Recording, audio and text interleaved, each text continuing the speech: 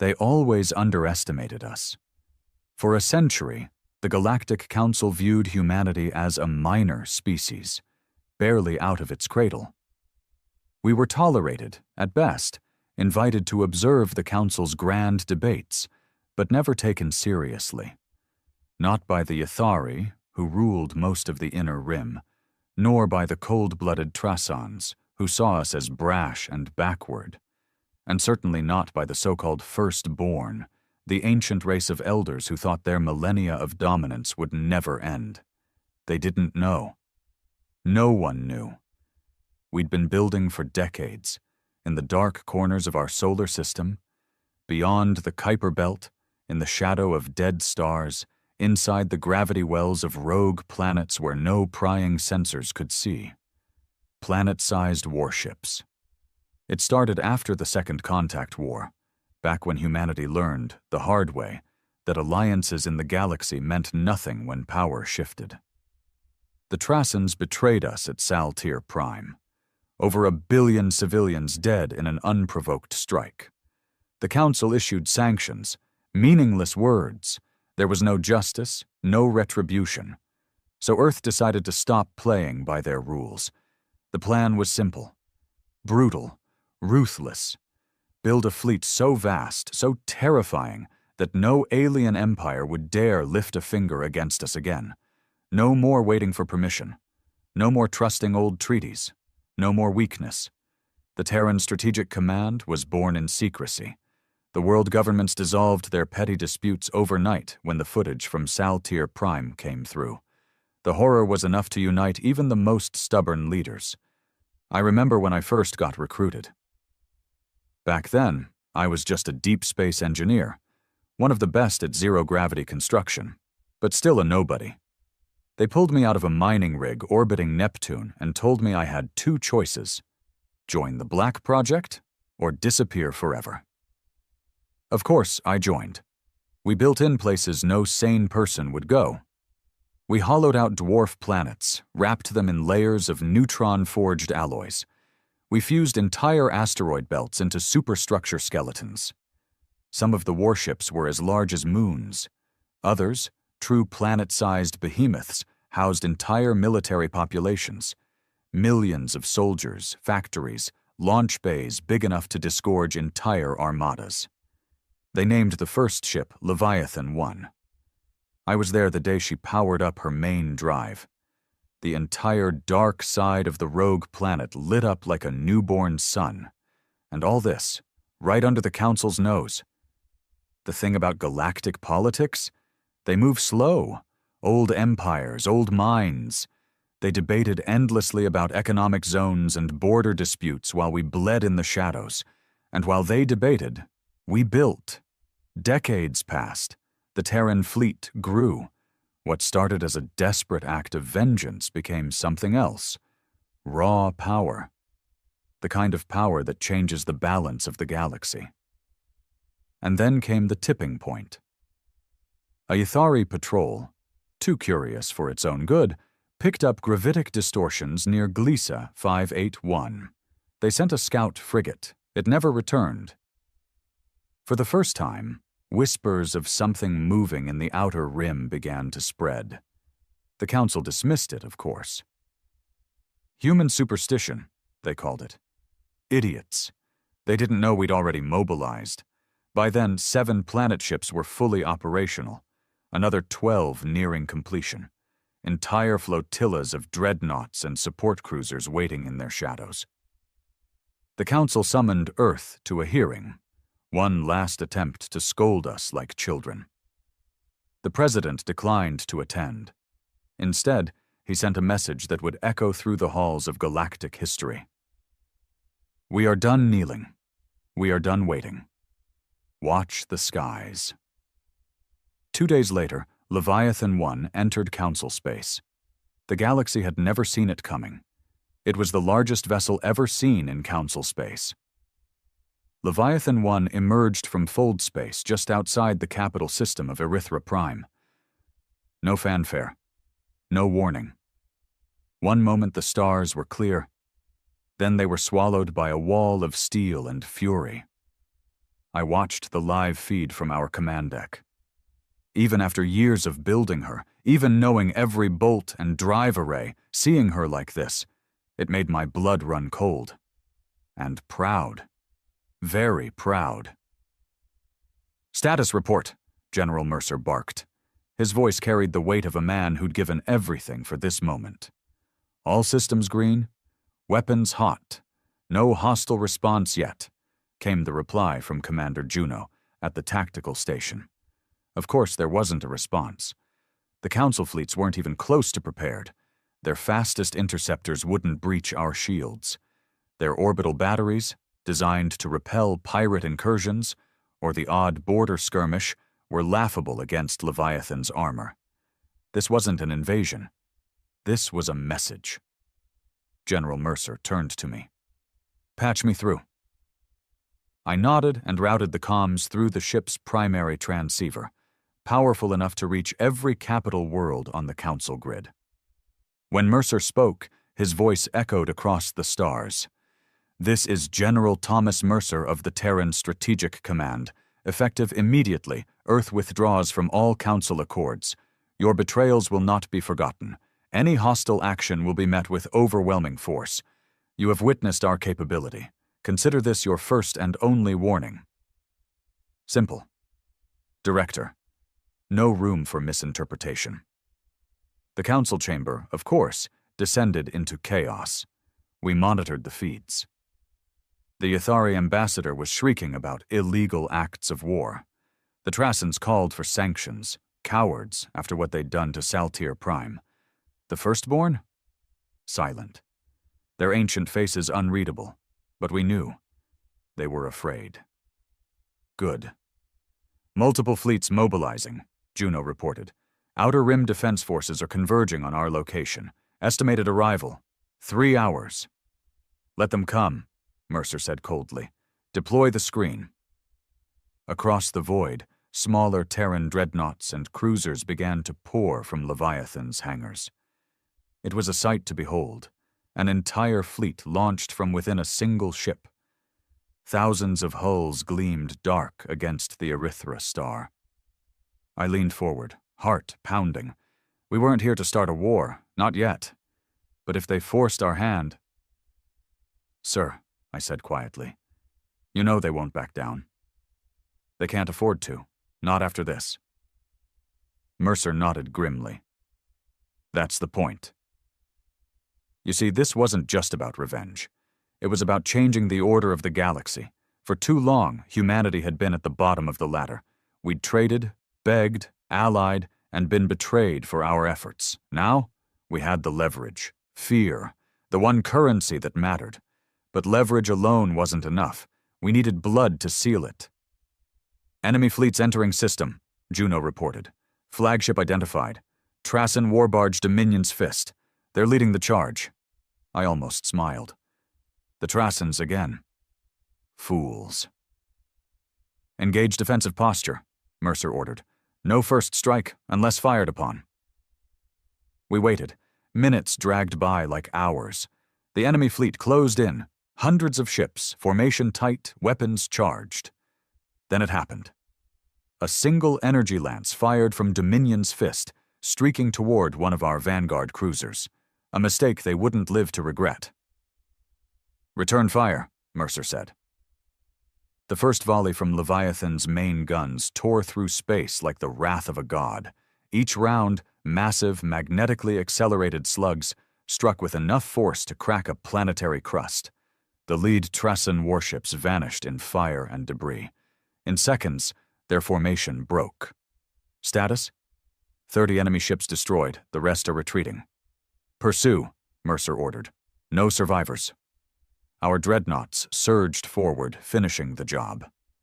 The Council fleet, so confident, so ready to put humanity in its place, was annihilated within the hour. No human casualties, not a scratch on Leviathan's hull. And the message? Broadcast across every channel. "This is the power of Earth. Test us again, and you will burn."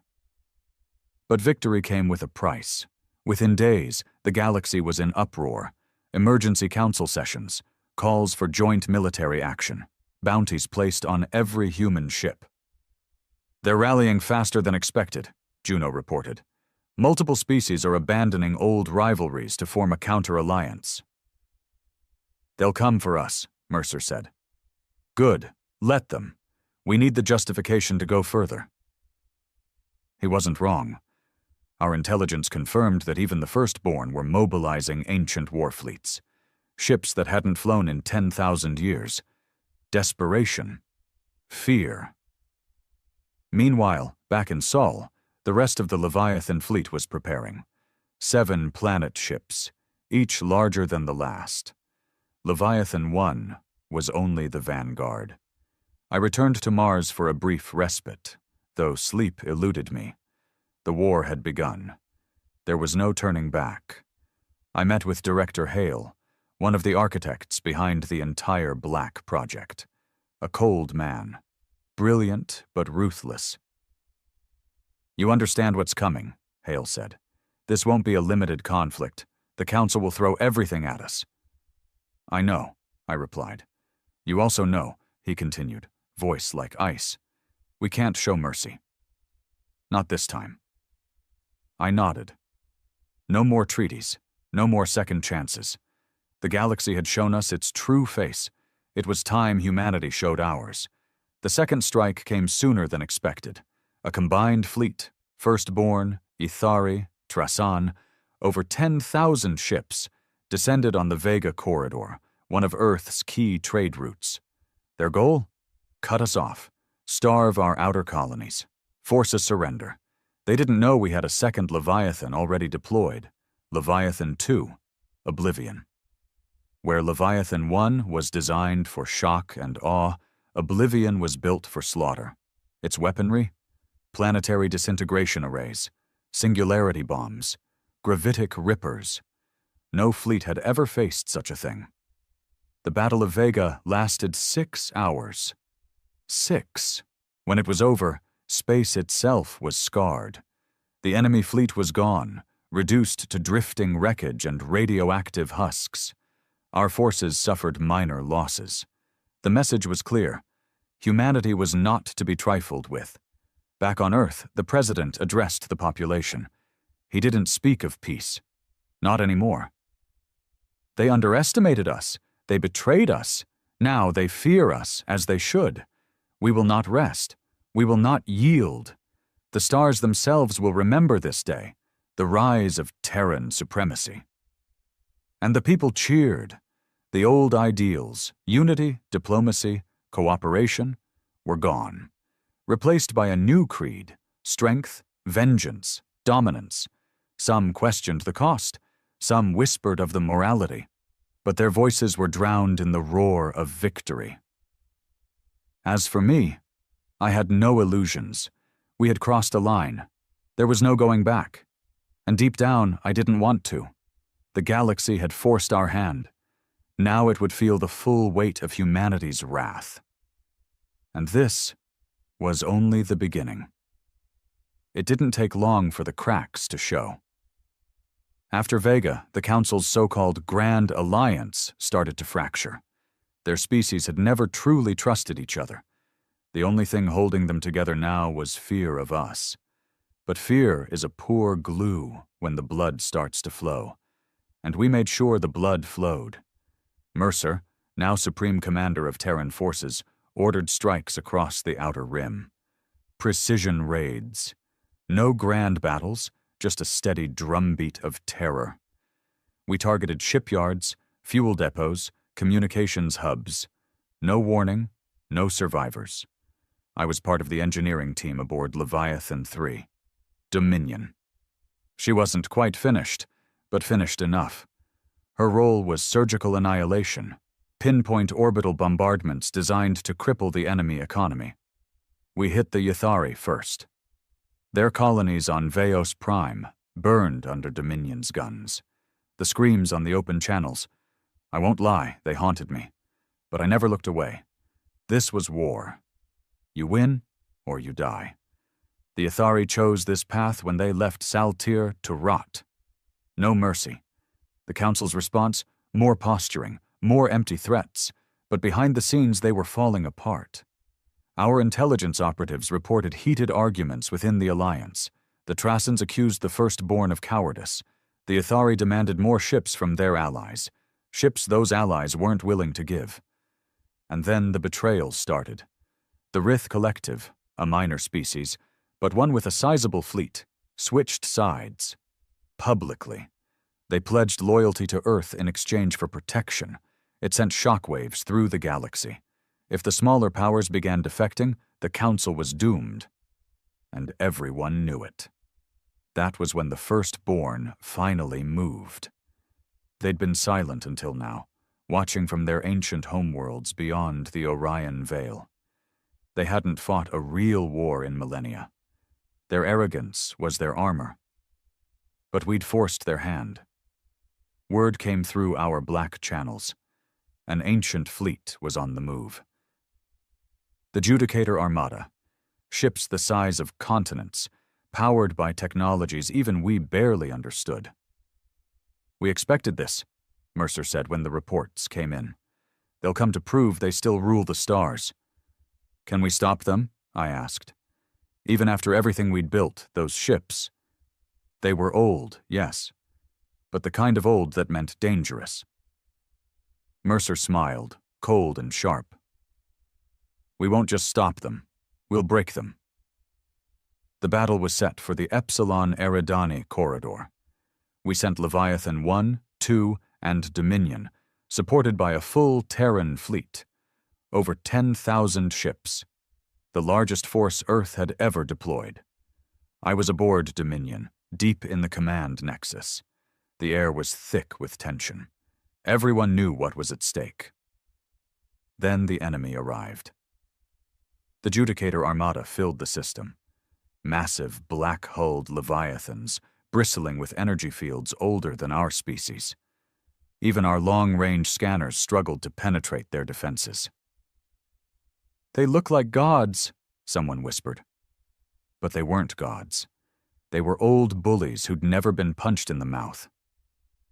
Mercer's voice cut through the comms. "Target priority, primary Judicator cores, no quarter, show them what humanity has become." And the guns sang. The opening salvos lit the void. The Judicators fought like nothing we'd faced before. Their energy weapons warped space itself, carving through lesser Terran ships. Entire wings of cruisers vanished in seconds. But our Leviathans held. Leviathan 1's rail cannons hammered their lead ships. Oblivion's singularity bombs detonated inside Judicator formations, ripping them apart from within. Dominion's gravitic lances found their marks. 1, 2, 3 Judicator Titans fell. Still, the enemy pressed forward. They had millennia of arrogance to prove. I worked the gravitic calibration systems, fingers moving on instinct. One mistake here, and our own ships could be caught in the crossfire. Then came the turning point. Leviathan 2 pierced the Judicator flagship's main shield with a full-powered singularity core. The resulting implosion was catastrophic. A black hole blinked into existence for a fraction of a second, swallowing half the enemy formation. The Judicators faltered. That was all we needed. Our dreadnought wings swarmed the survivors. The final Judicator Titan broke apart under concentrated railfire. The last remnants fled into deep space. Epsilon Eridani was ours. The galaxy went mad. The Firstborn defeated. The Council in shambles. Worlds that had mocked Earth a decade ago now sent envoys begging for protection or surrendering outright. But not everyone was ready to kneel. The Ithari High Conclave issued a desperate call for vengeance, a final crusade to exterminate humanity before it was too late. Fools. We intercepted their plans. A multi-species strike force, 50,000 ships, was massing near the Pentarus expanse. Their goal, Sol itself. "They want to burn Earth," Mercer said, eyes cold. "Then we draw them in," Hale replied, "and we show them what real terror looks like." The trap was set. We leaked false intel, made it seem like Sol's outer defenses were weak. The enemy took the bait. They came in force. 50,000 ships, all races, all desperate. Waiting for them? Not just our Leviathans. We'd deployed something new. Project Gorgon. I'd only heard whispers. Experimental weapons beyond the bounds of physics. Gravitic resonance fields. Temporal destabilizers. Planetary-scale EMP bursts. Now they would be tested. As the enemy fleet breached the heliopause, Gorgon stations activated. Space itself rippled. Enemy ships lost power. Crews reported time loops, sensor ghosts, systems failing one by one. Then the Leviathans struck. It wasn't a battle. It was an execution. Within 2 hours, the enemy was gone. 50,000 ships reduced to wreckage. Not one reached Earth orbit. And the footage? We made sure it was broadcast galaxy-wide. "This is your future," Mercer's voice declared over the shattered comms. "Resist and be erased." In the aftermath, the council collapsed. World after world broke away. Some fled to the galactic fringes, others pledged fealty to Earth. And on Sul, the transformation was complete. The Terran Union was born. No more united Earth.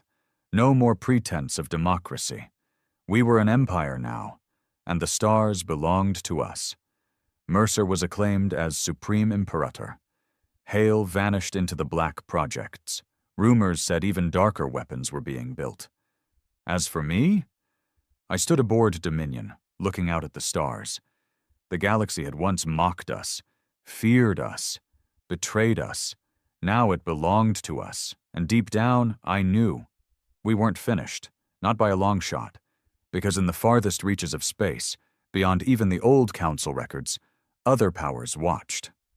Older, stranger.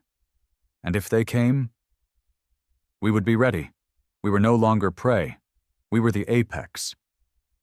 The smell of ionized metal was thick in Dominion's lower decks as we prepped for launch. Final checks, last-minute calibrations, not because we needed to, but because none of us could sit still. Epsilon Eridani wasn't just another engagement. It was the engagement. The firstborn were coming. You could feel it in the air, the way the veterans spoke in clipped tones, the way the new recruits faked bravado and prayed no one noticed their hands shaking. I wasn't a soldier, still an engineer by trade. But on a Leviathan-class warship, no one was safe from the fight. The old rule was simple. If you're breathing, you're useful. I checked the gravitic arrays one more time, fingers running over controls I could have worked blindfolded. The systems were stable. Our new tech, gravitational pulse cannons, singularity torpedoes, still experimental, still dangerous to us if miscalibrated. But if they worked, they'd tear the Judicator Armada apart. Status? I turned. General Mercer himself had entered the deck, eyes sharp, uniform plain and without medals. He didn't need them. His presence was authority enough. Arrays green, weapons charged, shields cycling nominal. Good, he said. The firstborn think age makes them untouchable. We'll show them how wrong they are. He didn't say it, but we all knew. This was personal. The old empires had spat on humanity for generations. Let us bleed at Saltir. Mocked our rise. Now they were afraid, and that fear made them dangerous. They arrived in force. Our deep space sensors picked up the distortion waves first. No fold signatures. These weren't ships coming through the normal space lanes. The firstborn had their own methods, ancient and half understood. The Judicator Armada materialized at the system's edge like ghosts. Hundreds of titanic vessels, city-sized or larger, covered in black metallic scales that shimmered with strange energy fields. I heard more than one officer whisper, "Impossible," when the scans came back. Nothing should have survived that long. These ships were older than human civilization itself, older than Earth's recorded history. But they were here, and they were coming. The fleet assembled fast. Leviathan 1, Oblivion, Dominion, thousands of escort ships, carriers, stealth frigates, the most powerful force Earth had ever sent beyond its borders. Enemy formation advancing, Juno reported from Tactical. Estimated impact in 42 minutes. Mercer stood at the central display, silent. Finally he spoke. Let them come. The battle began with a flash that blinded half our sensors. Firstborn weapons weren't like anything we'd seen. Reality itself seemed to bend around their initial strikes. Several of our forward dreadnoughts vanished. No explosion, no debris, just gone. My blood ran cold. They're using spatial fracture tech, someone whispered. God help us. But our Leviathans answered. Leviathan 1's main rail cannons fired. Slugs the size of buildings accelerated to near relativistic speeds. One Judicator Titan took a direct hit and imploded, its protective fields collapsing inward with a scream of tortured metal. That was the turning point. Our ships adjusted. Adaptive shielding, rapid gravitic compensation. The next wave of enemy weapons struck less effectively. Then we deployed the singularity torpedoes. I triggered the gravitic stabilizers as the first volley launched. The torpedoes folded space ahead of them, creating momentary gravitational anomalies. When they struck the Judicator formation, the effects were devastating. 2 enemy vessels crumpled inward, collapsing into miniature black holes. Another was torn apart by gravitic shear. Cheers erupted on the comms. But the Firstborn weren't finished. Their central flagship, an ancient construct known in legends as the Eternal Spear, advanced alone, energy fields surging. It fired a beam that lanced through 3 of our battlecruisers, reducing them to molten wreckage. Target that ship, Mercer ordered. All 3 Leviathans focused fire. For 20 minutes, the void shook with the exchange, a titanic duel of forces beyond anything the galaxy had witnessed. In the end, humanity prevailed. A final gravitic lance from Dominion pierced the Eternal Spear's core. The ancient ship fractured, detonating in a cascade of energy that lit the system like a false sun. The Firstborn faltered. And we did not. 6 hours later, the Judicator Armada was gone. What remained of their fleet, scattered, fled into deep space. We held Epsilon Eridani, and for the first time, the galaxy knew. The Firstborn were not invincible. In the aftermath, chaos spread. Galactic comms were flooded with panic. Systems once loyal to the Council declared neutrality, or open allegiance to Earth. On Mars, the Terran Command Council convened in emergency session. I attended as part of the Engineering Advisory Board, though the scale of what was happening felt almost beyond my grasp. Mercer stood at the head of the chamber. The Council is finished, he said bluntly. Their fleets are shattered, their unity broken. Now is the time to move. Full conquest? One of the admirals asked. Mercer's gaze was cold. Full dominance. The galaxy must understand. Humanity is the new apex. Any resistance will be crushed. There was no dissent. The room had tasted victory and power. No one was going to argue for restraint now. The next months were a storm. Our fleet swept across the inner rim. Ithari's strongholds fell in days. The Trasan homeworld was encircled and blockaded. Everywhere we went, resistance crumbled, or was annihilated. The smaller species capitulated quickly. Some begged for alliance. Others simply surrendered and hoped to survive. The old Galactic Council dissolved. In its place, a new order rose. The Terran Union. No pretense of shared governance. Earth ruled, period. I returned to Dominion between campaigns, overseeing upgrades. The mood aboard the Leviathan was different now. Harder. The crew walked with the confidence of conquerors. The losses of Saltir, the humiliation of the old council, those were distant memories now. But there was something else, too. A tension beneath the surface. Rumors. Some said Hale's black projects had gone even darker, that new weapons were being tested, things that bent not just space, but time, thought, even life itself. I didn't know what to believe. But I knew this: the galaxy had changed, and we had changed with it. Late one cycle, Mercer called me to his private chamber. "You've seen what we've built," he said, "but the work isn't finished."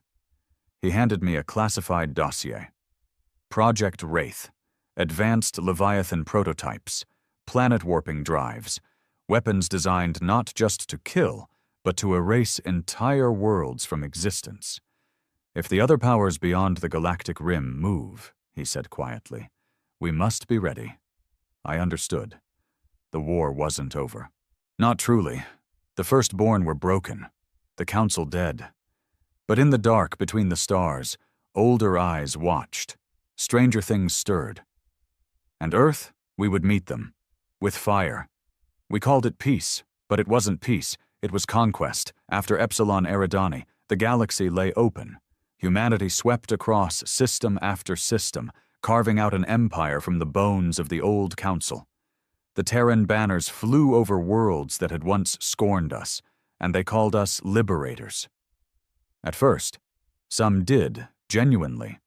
On the fringes, species that had been trampled by the Ithari or enslaved by the Trassans welcomed the new order. They'd seen what we did to the Firstborn. They knew resistance meant extinction. Others bent the knee out of fear. And a few resisted. I watched it happen from the heart of Dominion. We were never idle. Between campaigns, between bombardments, between the cold moments of orbital siege, we hunted whispers, insurgencies, cells of loyalists to the old Council, pockets of resistance on captured worlds. It wasn't war on the grand scale, not anymore. It was blood in the alleys, sabotage in the shipyards, assassination attempts on our command staff. And worse, there were fractures inside our ranks too. I first noticed it after the Draco campaign. We'd crushed the Trassan resistance in the Draco sector. 3 Trassan colonies glassed from orbit. No survivors, no remorse. Official orders were clear. The Trassans would never threaten Earth again. But as the smoke cleared, our crew's celebration felt wrong. It wasn't pride, it was hunger for more. I heard it in the voices of junior officers, in the boasts of the new captains. We should take the Orion Spur next. Push beyond the rim. Why stop? Let them all kneel. And then there were the black ships. No markings, no official records. They moved with Dominion's fleet, but answered only to Hale's division. I saw one dock once, a sleek obsidian dagger of a vessel, bristling with gravitic projectors far beyond what even the Leviathans used. Rumor said the black ships carried Wraith tech, cloaking fields, reality distorters, weapons that didn't just kill, they erased. People, structures, memories. No one would say it aloud, but the fear was there, even among our own. I confronted Hale once, in one of Mars' hidden fortresses, deep below the ice crust. He'd summoned me to oversee new gravitic cores for Dominion's refit. I saw what he was building: temporal cascade generators, neuroresonance arrays, things no human mind was meant to touch. Why? I asked him, cold. Hale's gaze never wavered. Because we haven't won yet. We've crushed the Council. The Firstborn are broken. He shook his head slowly. The galaxy is vast. You think the Council was the apex? They were caretakers, frauds. There are powers beyond the rim that they feared, that even the Firstborn dared not name. He leaned in. They're watching now, watching us. We must be ready. His voice dropped lower. And if we cannot be ready, we must become something they will fear. Mercer knew. Of course he knew. But I could see the weight on him growing. Every new campaign, every new declaration of conquest, he looked a little harder, a little older. We met in private after the Solaris campaign. Another victory, another subjugated sector. He poured 2 glasses of dark Terran whiskey, the old kind, real grain. "To the Empire," he said bitterly. I didn't raise my glass. "You see it too," I said. He nodded, grim.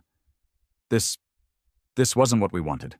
We built the Leviathans to survive, to stop the betrayals, to protect Earth." He downed the whiskey in a single swallow. "But now, there are those who want more. Endless war, endless conquest, and Hale's work." He shook his head. "It may doom us all." "So stop it," I said, his eyes locked on mine, cold, tired. "If I try now, I split the command. Civil war, in the middle of this expansion.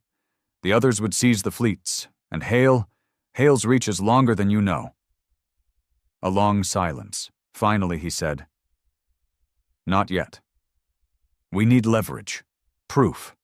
When the time comes, then we strike." Meanwhile, the galaxy changed. Entire sectors now answered to Terran governors. The old trade routes flew Terran banners. Leviathans patrolled the hyperlanes, and Earth itself? Transformed. The old United Earth government was gone. In its place, the Terran Union, a military-industrial empire ruled by the High Command.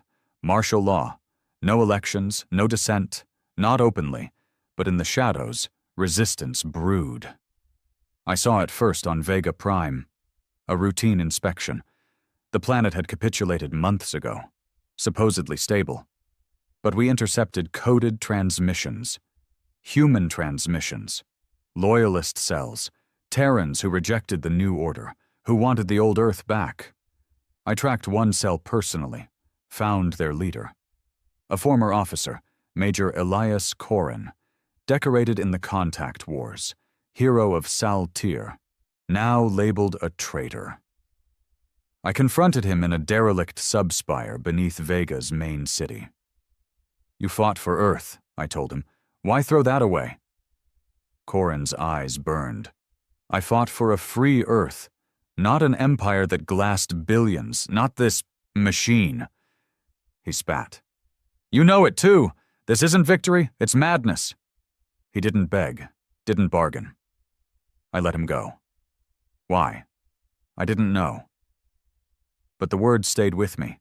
Then came the first warning from beyond. A deep space listening post on the rim sent an alert.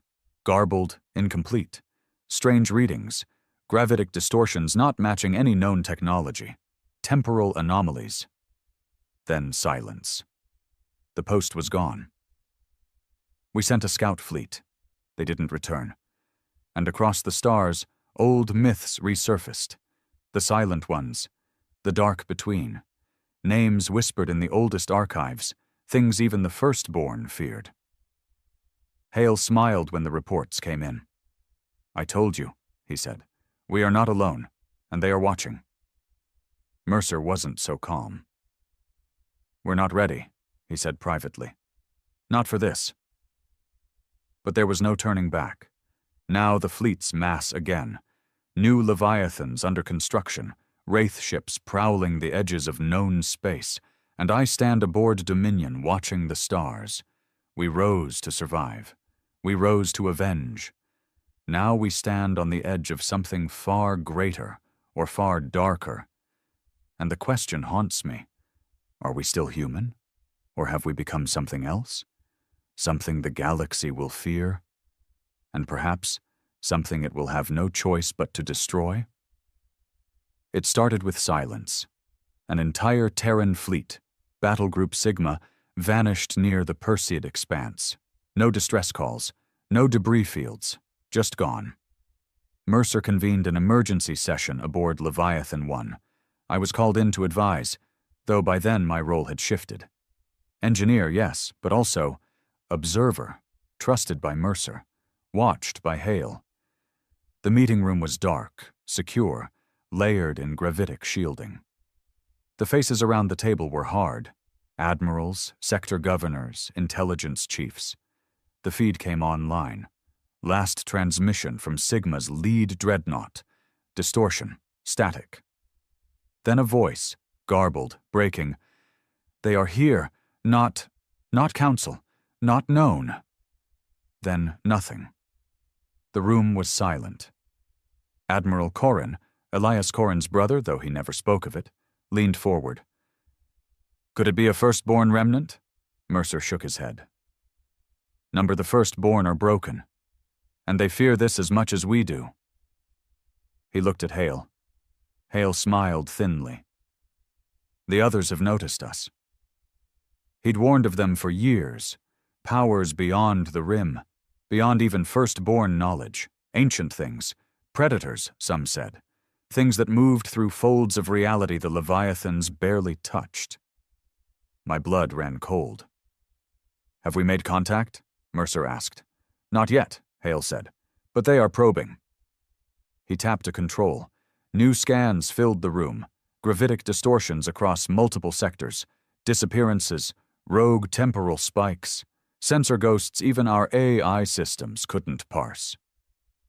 "And the black ships?" Mercer asked quietly. "They are hunting, but so far nothing returns." The Council was dead. The firstborn were shattered, but the galaxy itself was waking. And not just from without.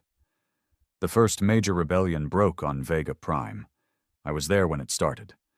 The loyalist cell Corrin had led, the one I'd spared, had grown. I should have reported them. Maybe I'd hesitated. Maybe part of me still believed in what they fought for.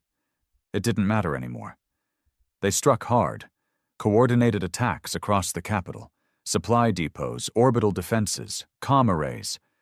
I saw the first Leviathan drop take fire from planetary cannons, something we hadn't seen in years. And worse, human forces defected. Whole regiments, entire cruiser squadrons turned on their commanders.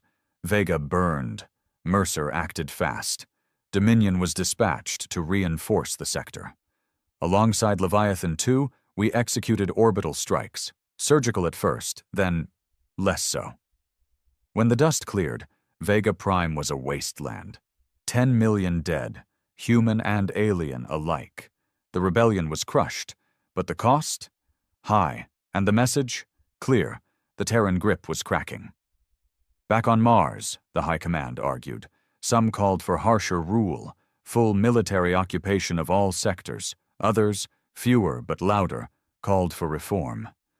A return to the old Earth ideals, an end to the endless war. I watched Mercer through it all, tired, colder. He still commanded loyalty, still the architect of our rise. But even he couldn't stop the tide. And Hale? Hale thrived in the chaos. His Wraith projects accelerated. More black ships launched, darker weapons tested, sometimes on our own rebellious colonies. Rumors swirled. Entire star systems vanished. No official record, no debris, no survivors. Just gone. Hale claimed they were enemy outposts. Others whispered different things. Experiments, cover-ups, testing weapons not meant to exist. Then the second warning came. Deep rim, a massive energy spike, off the charts. No known technology matched it. A Terran scout fleet responded. One ship returned. Barely. Its commander, broken, near mad, reported a vision. A structure beyond comprehension. A presence. Not a fleet, not ships. A thing. Watching. Waiting. Mercer called me in private after the report.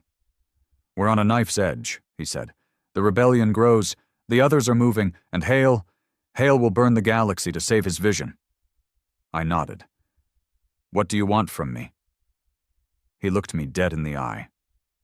"Proof, Hale's secrets, before it's too late." It was treason, we both knew it. But I agreed. Not because I believed in the old ideals anymore. Those were dead. But because something darker was rising. And if we didn't stop it, humanity might burn with the rest of the galaxy. Meanwhile, the Empire tottered. More rebellions flared. Minor at first, then larger. The Orion Spur revolted. 3 sectors lost overnight. The Ithari remnants launched a desperate strike on the Vega corridor. They failed, but inflicted heavy damage. And across the networks, a new symbol spread. The Phoenix, an ancient Terran mark of rebirth.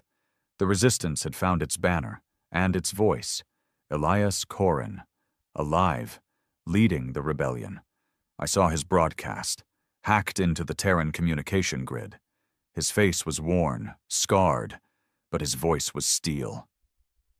This is not Earth's victory. This is not humanity's destiny. The stars are not ours to conquer. They are ours to share. Rise, fight, remember who we were. The message spread like wildfire. Mercer didn't order Corrin's death. Not yet. Too public, he said. We need to break the rebellion first. But the whispers grew. Even aboard Dominion, I heard them. Young officers, crew who remembered old Earth, dissent. Then the others made their first move. A Terran colony, Zeros 4, went silent. Not attacked, not destroyed, empty. Millions gone. No sign of battle, no bodies, just nothing. Our Leviathan task force arrived days later. I stood on Zeros' surface. Dead cities, intact, untouched, but wrong. The air tasted thin. The gravity felt off. Time itself seemed to ripple. And in the sky, a scar, a rent in space, pulsing with dark light. Hale arrived soon after. He studied it, smiled. They are here, he said, and we are not ready. Now the race begins.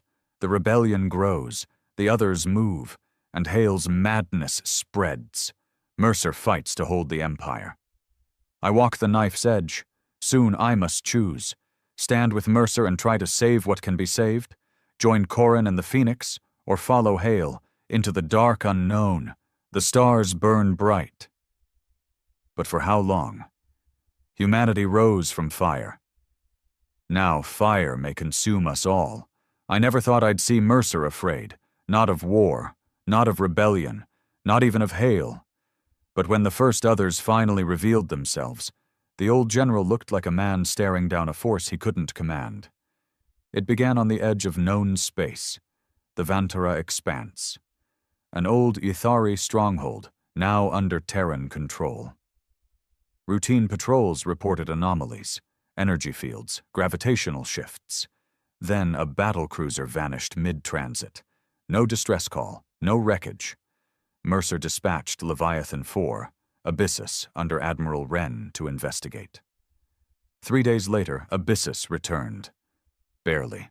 Its hull was warped, armor scorched in patterns no weapon we knew could make. Most of the crew, gone. Those that remained were broken, minds shattered, eyes blank. The ship's AI had fragmented itself just to survive. The last coherent log came from the chief tactical officer. His voice was ragged, gasping. They are not ships. They are shadows, thoughts. They think us prey. We cannot fight thought. I stood in Dominion's command nexus when Mercer played the recording. No one spoke for a long time. Then Mercer looked at Hale. Well? Hale looked pleased. They are testing us, he said. We have their attention now. And we can fight this? Mercer asked flatly. Hale smiled. With the right weapons, the right sacrifices. I saw Mercer's jaw tighten, and I knew the lines between them were hardening. Behind the scenes I moved, following Mercer's orders, digging into Hale's hidden projects. Project Wraith was just the surface. Below it, something darker. Project Nyx, hidden facilities, research beyond Terran law, beyond Terran sanity, experimental weapons, yes. But also, something more. Attempts to breach the veil, to control the others. It was madness. The data spoke for itself. Hale's scientists had captured fragments, quantum echoes, neural imprints of the other presence. They were trying to build an interface, a way to communicate, or worse, a way to bend these forces to Hale's will. The risks? Catastrophic. The lead researcher's final report was blunt. Probability of containment failure, 94%. Probability of universal destabilization, 73%. Recommendation? Terminate project. Hale ignored it. Mercer read the same report. His face went pale. He'll kill us all, he said quietly. The rebellion, the empire, none of it will matter. He met my gaze. It's time. The plan was simple. Expose Hale, rally the high command faction still loyal to Mercer, seize the black sites, shut down Nyx. Before Hale triggered something we couldn't stop. But simple didn't mean easy. Hale's reach was vast. Half the fleet admirals were already his creatures. The Wraith ships answered to him alone. And on Earth, loyalty was fractured. The rebellion burned hotter than ever. Phoenix forces had taken 3 core worlds. Entire sectors declared open revolt.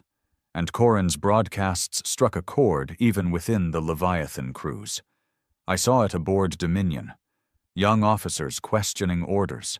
Old veterans wearing Phoenix sigils beneath their uniforms. I confronted one, Lieutenant Brandt, a comms tech I'd known for years. You know what this means, I told him. He met my gaze without fear. I do, and you do too. You've seen what we've become. He was right, but I wasn't ready to choose. Not yet.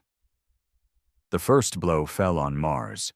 Hale moved faster than we expected. His forces seized the primary high command spire, declared emergency authority under existential threat protocols. A polite way of saying coup. Mercer barely escaped with his core staff, fled aboard Leviathan 1. Mars burned. Dominion stood at the edge, ordered to secure loyalty. Mercer contacted us in secret. Captain Alaric, Dominion's master, was old school, loyal to Mercer and to Earth. He made the call. We jumped to rendezvous with Leviathan 1. A third of our escorts refused the order, defected to Hale mid-jump. We emerged into a war zone. Hale's fleet was already in pursuit. And not just Terran ships. The first Wraith-enhanced dreadnoughts moved among them, sleek, dark, wrong. Their weapons tore through standard shielding like paper. Mercer's battered forces regrouped at Proxima Centauri. I stood on Dominion's bridge as the battle unfolded. Leviathan 1 held the center, Dominion on its flank. Our guns screamed into the void, but the Wraith ships, they moved differently. Phase shifts, partial invisibility, time glitches. One appeared inside our formation, tearing a cruiser apart before we could react. We fought for hours, barely escaped, retreated to deep space, old rebel safe havens Mercer's spies had uncovered. And now, the war was civil.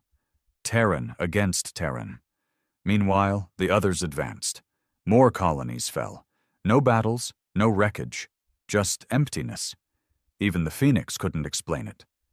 Corrin sent encrypted messages to Mercer, proposing a truce, an alliance against the greater threat. Mercer hesitated, but the choice was clear. We met at Erythra Outpost, neutral ground. Mercer, Corrin, myself, a handful of trusted officers. It was tense, decades of war between us. But Corrin spoke first. I don't care about your empire anymore, he said. I care about survival. Hale will doom us all. The others won't stop at the Union, or the Phoenix. They'll consume everything. Mercer nodded. I know. An alliance was struck. Unthinkable a year ago. Now? Necessary. Mercer's fleet, Phoenix forces, even defectors from Hale's own ranks. We had one goal, stop Nyx. Before Hale opened a door we couldn't close. Now the fleet's mass again. The final strike looms, and beyond the stars, the others wait. I stand aboard Dominion. Ready. Afraid. Because deep down I wonder, is it already too late? War had come home. The stars burned as Terran ships tore each other apart. It wasn't just fleets now. It was brother against brother, captain against captain, Leviathan against Leviathan. All for the same reason. Project Nyx. We knew where Hale's core site was. Nyx Prime, a hidden complex deep beneath Titan's surface. Old mining tunnels converted into a sprawling black lab. And above it, a fleet. His fleet. Wraith ships in force, half of Earth's elite squadrons, and Leviathan 5, Revenant, now fully Hale's flagship. He had moved faster than we'd feared. The breach had already begun. I saw the first scans. A rip in space above Titan, spreading. The laws of physics degraded near it. Ships' clocks ran out of sync. Signals echoed before they were sent. Gravity rippled. And worse, shadow forms moved within the breach. Not ships, not matter, thoughts, predators. Our alliance had no choice. Mercer, Corin, Phoenix forces, we gathered everything we had. 2 Leviathans, Dominion and Leviathan 1, 5 Phoenix dreadnoughts, a ragged fleet of defectors and loyalists. It wasn't enough, but it was all we had. I stood with Mercer aboard Dominion. He looked across the fleet display, cold eyes, hard face. "This is it," he said. I nodded. "If we fail, we don't fail." The final jump began, a mass assault on Titan, into the jaws of the breach. The battle erupted the moment we arrived. Hale's fleet was ready. Revenant moved like a thing alive, its hull twisted, shimmering with other energies. Wraith ships swarmed, vanishing, reappearing inside our lines. Chaos. I manned the gravitic core arrays, pushing them beyond safe limits.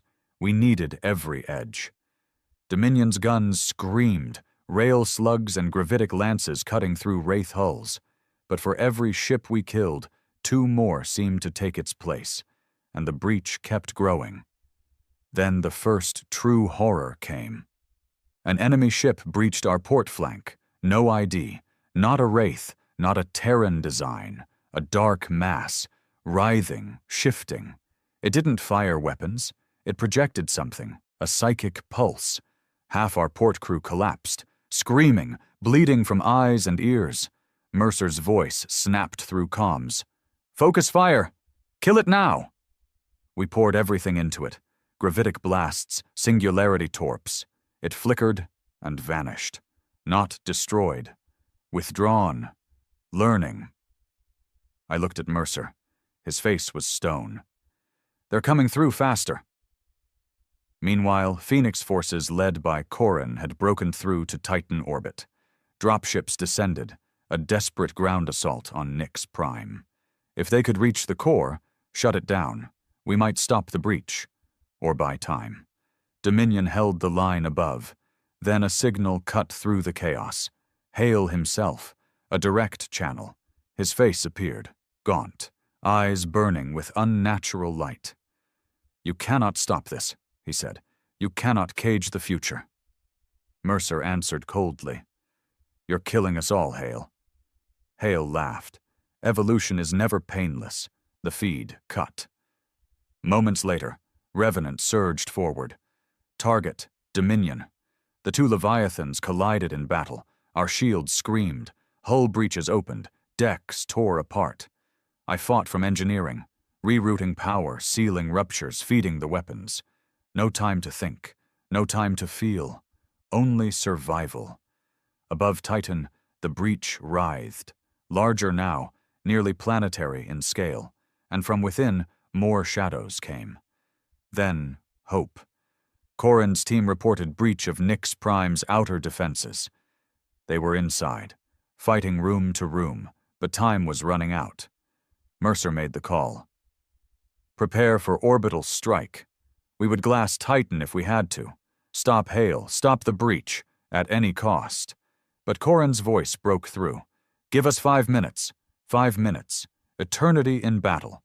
Revenant struck again, crippling our starboard batteries. Our main rail cannon was offline. I worked furiously, bypassing blown circuits, realigning the gravitic lenses. Fingers bloody, breath ragged. One more shot. We needed one more shot. Then, Corin again. "We've reached the core, fighting in the heart of Nyx Prime." I heard the reports. The core wasn't machinery anymore. It was alive, warped by the others, pulsing, thinking, trying to expand the breach. And Hale was there, personally, trying to merge with it. Corin's last transmission was chaos, gunfire, screams, then static. We had no choice. "Fire," Mercer ordered. Dominion charged its main cannon, the repaired lens barely holding. Target, Titan. At the last second, a new signal. Corrin's voice, ragged, weak. Core destabilized. Breach collapsing. Get clear! The breach above Titan convulsed. A scream, not sound, but mind-breaking thought, echoed across every comm. The shadows recoiled. Titan cracked. The breach imploded. A shockwave tore through orbit. Revenant vanished, consumed by the collapse. The Wraith fleet shattered. Silence. We'd won, at a cost. Titan was gone, a shattered moon. Half our fleet was wrecked, but the breach was closed. For now. Hale was dead. Corrin's team, missing. No signal. I stood with Mercer on Dominion's bridge, watching the debris field, smoke, silence, and the stars beyond, cold. We bought time, I said. Mercer nodded. For now. But even then, we knew. The others weren't finished. The breach had been a door, a knock, and now, they knew we were here. Humanity had survived. Barely. But the war was not over. It had only begun. And deep down, I wondered, could we win, or had we already lost? The silence after Titan was worse than the battle. No victory parades, no speeches, no medals, just wreckage, in orbit, on the ground, and in the hearts of those who survived. We limped back toward Sol. Dominion was barely spaceworthy, half her decks gutted, her main drives sputtering. Of the fleet we'd launched, only a fraction returned. And Earth? Earth didn't celebrate. Earth buried its dead. The Terran Union was broken. Hale's death left a vacuum. The High Command shattered into warring factions. Phoenix cells surged, taking back system after system. Some sectors declared independence outright, refusing both Union and Phoenix rule. Old Earth ideals, freedom, democracy, flickered back to life in the cracks. But they were weak flames, struggling against the storm. Mercer tried to hold the center. He called for unity, reconstruction, preparation, because he knew better than anyone that the others weren't done. Titan had been one attempt. The next would be worse. I saw him in the war room one cycle, hunched over a star map. His hands trembled just slightly. "What's left?" I asked. He didn't look up. Not enough. The first signs came sooner than expected. Deep space telescopes, those still operational, detected anomalies at the edges of known space. Ripples, breaches, multiple. Small at first, testing, pushing, then larger. Whole sectors went dark. No distress calls, no survivors, just silence.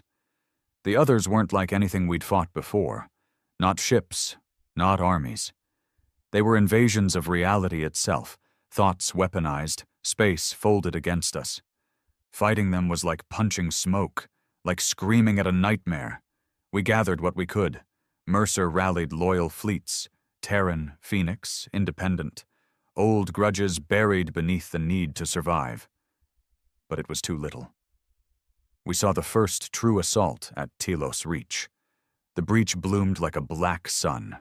Ships that approached disintegrated, not destroyed but unraveled. Crew members reported visions, past and future jumbled, memories twisted, time loops. Some simply stopped, frozen in place, minds erased. I stood aboard Dominion, still scarred, still standing, as we watched the Reach die. Mercer was silent. No orders, no plan, just watching. When the breach consumed the Telos star, we knew. We couldn't win. Not like this. Desperation breeds madness. Some factions turned to old tech, forbidden weapons from the contact wars, singularity bombs, viral AIs. Others fled, deep into the galactic rim, hoping distance would save them. It wouldn't. The others didn't move by distance. They moved by thought. Where we thought we were safe, they would follow. Mercer gathered us one last time. The surviving captains, the rebel leaders, even Corrin, somehow alive, scars running down his face, eyes harder than before. We met in the ruins of Luna Command. No ceremony, no rank, just men and women facing extinction. Mercer spoke first. "We can't fight them," he said. "Not conventionally." He looked at Hale's old notes, scattered on the table. "But there's a chance." He outlined the plan. A weapon. Not of destruction, but of denial. If the others fed on thought, on reality, then we would starve them. A singularity cascade. A chain reaction that would collapse localized spacetime, deny the others the material they needed. The catch? It would cost us everything. Sol. Earth. Humanity's cradle. Everything we were. Gone. Silence filled the room. No one spoke, not even Corin. Finally, I broke the stillness. "What's left if we do that?" Mercer met my gaze. "Survival," he explained. "Scattered colonies, deep space outposts, far from the core, might survive. Seeds of humanity. Not an empire, not a union, just fragments. A chance to begin again. Or we could fight. And lose. Everything. It wasn't a choice, not really. Preparations began immediately. The cascade generators were still experimental, ancient tech, dangerous and barely understood. But Hale had built the framework. And now, we would finish it. The work was brutal. Rewiring singularity cores, building the cascade lattice across the Sol system. We worked under constant threat, breaches flickering at the edge of our sensors. Sometimes shadow shapes brushed against the system, probes, scouts, testing our resolve. Mercer called for a final transmission, a message to the galaxy. It was simple. "We are not your prey. We are not your slaves. We are fire. And if we must burn, we will take you with us." The cascade was set. One ignition, and Sul would collapse in on itself. A black hole, consuming our history, our sins, our triumphs, and denying the others their victory. The final hours were strange.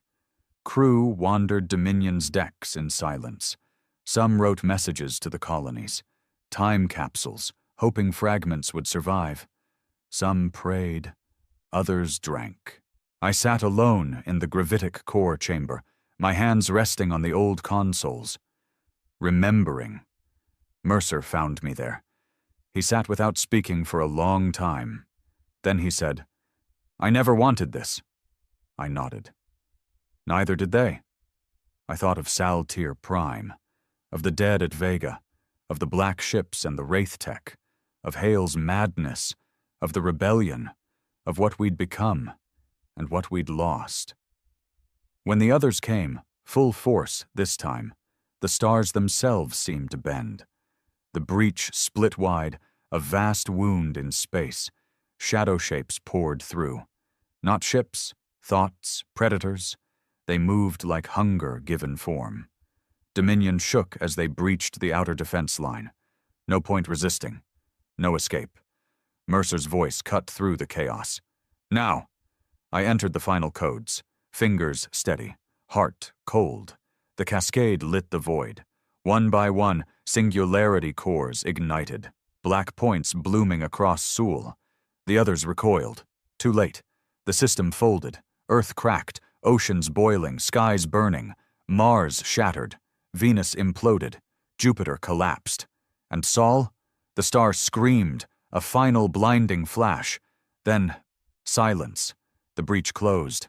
The others vanished. Nothing remained but the void. I woke much later. How? I don't know. Maybe luck. Maybe mercy. Dominion had been thrown far, into deep space, damaged, silent, drifting, but alive. I wandered her darkened halls. Ghost of a ship, ghost of a man. No crew, no lights, just me. And the stars beyond. I don't know how much time passed. Days, years. Time means little in the dark, but eventually, a signal. Weak, fragile, a human signal. I followed it, navigated the blackness, and found them, a colony, survivors, a fragment of humanity clinging to life on a barren rock. They welcomed me. They asked what had happened, what we had done. I told them, we fought, We lost, but we didn't die. And maybe, just maybe, that was enough. The stars are dark now, but in that darkness there is still life, still hope, still fire. We are not what we were, but we are still here, and the galaxy will remember. Humanity burns bright, even in the void.